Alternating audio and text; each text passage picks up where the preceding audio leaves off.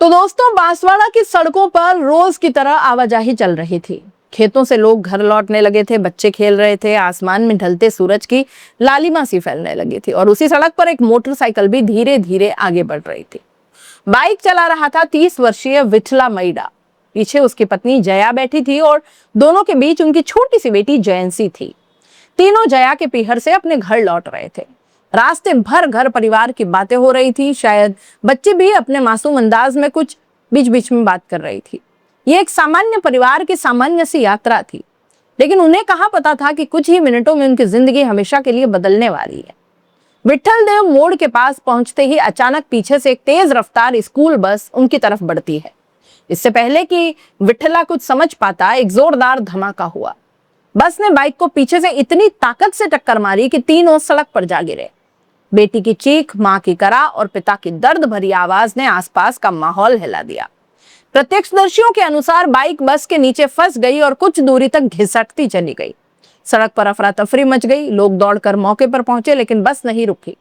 वो तेजी से वहां से निकल गई।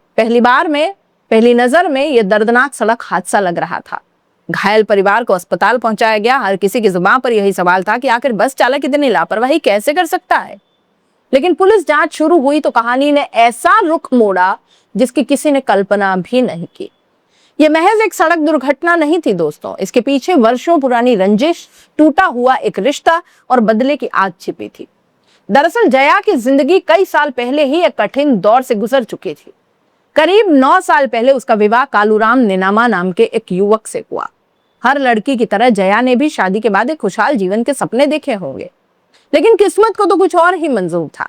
समय बीतने के साथ रिश्तों में दरार आने लगी और फिर एक नया मोड़ आया जिसने जया की दुनिया हिलाकर रख दी। आरोप है कि कालूराम ने बाद में जया की ही बहन माया के साथ नाता विवाह कर लिया। यह बात जया के लिए किसी बड़े आघात से कम नहीं थी। रिश्ते टूट गए। जया ने पति का घर छोड़ दिया और अपने पिता के घर रहने लगी। करीब 3 साल तक उसने वहीं जीवन बिताया। फिर परिवार और समाज की सहमति से उसका पुनर्विवाह विठला मैडा के साथ कर दिया गया। विठला ने जया को अपना लिया। दोनों ने नई जिंदगी शुरू की। समय के साथ उनके घर एक बेटी ने जन्म दिया। ऐसा लगने लगा कि बीते हुए दुख अब पीछे छूट गए हैं, लेकिन शायद हर कोई इस नई शुरुआत को स्वीकार नहीं कर पाया। पुलिस जांच के अनुसार कालूराम के मन में जया और उसके नए पति विठला के प्रति गहरी नाराजगी थी। वो इस बात को भूल नहीं पाया था कि जया अब किसी और के साथ अपना जीवन जी रही है। 19 अप्रैल की शाम जब उसने सड़क पर विठला, जया और उनकी बेटी को बाइक पर जाते देखा तो उसके भीतर दबा गुस्सा फिर जाग उठा। आरोप है कि उसने अपनी स्कूल बस से उनका पीछा शुरू कर दिया। कुछ दूरी तक बस बाइक के पीछे चलती रही। शायद बाइक पर बैठे तीनों लोगों को इस बात का जरा भी अंदाजा नहीं था कि उनके पीछे चल रही बस सिर्फ एक वाहन नहीं बल्कि मौत बनकर उनका पीछा कर रही थी। फिर अचानक बस ने बाइक को जोरदार टक्कर मार दी। पुलिस के अनुसार यह टक्कर गलती से नहीं बल्कि जान से मारने की नीयत से मारी गई थी। अगर उस दिन किस्मत ने साथ नहीं दिया होता तो शायद एक ही परिवार के 3 लोगों की जान चली जाती। घटना के बाद आरोपी वहां से फरार हो गया, लेकिन अपराध कितना भी चालाकी से किया जाए, सच अक्सर अपने निशान छोड़ ही जाता है। सदर थाना पुलिस ने मामले को सिर्फ हादसा मानकर बंद नहीं किया। घटना स्थल की जांच हुई, साक्ष्य जुटाए गए, लोगों से पूछताछ की गई और धीरे धीरे पूरी साजिश सामने आ गई।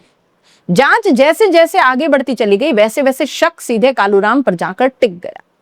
पुलिस ने उसे हिरासत में लेकर पूछताछ की। पूछताछ के दौरान कई अहम तथ्य सामने आए। इसके बाद पुलिस ने उसे गिरफ्तार कर लिया। आज ये मामला सिर्फ एक आपराधिक घटना नहीं है, ये उस मानसिकता पर भी सवाल खड़ा करता है जिसमें कुछ लोग रिश्तों के खत्म होने को स्वीकार नहीं कर पाते। जहां एक महिला अपनी जिंदगी में आगे बढ़ना चाहती है, वहां कोई व्यक्ति उसे अपनी हार समझ लेता है। जया ने अपने टूटे हुए जीवन को फिर से जोड़ने की कोशिश की। उसने नई शुरुआत की, एक नया परिवार बनाया, लेकिन अतीत का एक साया उसका पीछा करता ही रहा। खुशकिस्मती यह रही कि इस बार वो साया उसकी जिंदगी को पूरी तरह निगल नहीं पाया। लेकिन ये घटना याद दिलाती है कि कई बार सबसे खतरनाक दुश्मन कोई अनजान व्यक्ति नहीं होता है, बल्कि वही होता है जो कभी जिंदगी का सबसे करीबी, सबसे खास हिस्सा हुआ करता था। और कई बार सड़क पर दिखाई देने वाला हर हादसा सिर्फ हादसा नहीं होता। आप इस पूरे मामले को कैसे देखते हैं? अपनी राय कमेंट बॉक्स में लिख दीजिए। जाते जाते चैनल को लाइक, शेयर और सब्सक्राइब जरूर कीजिए। नमस्कार।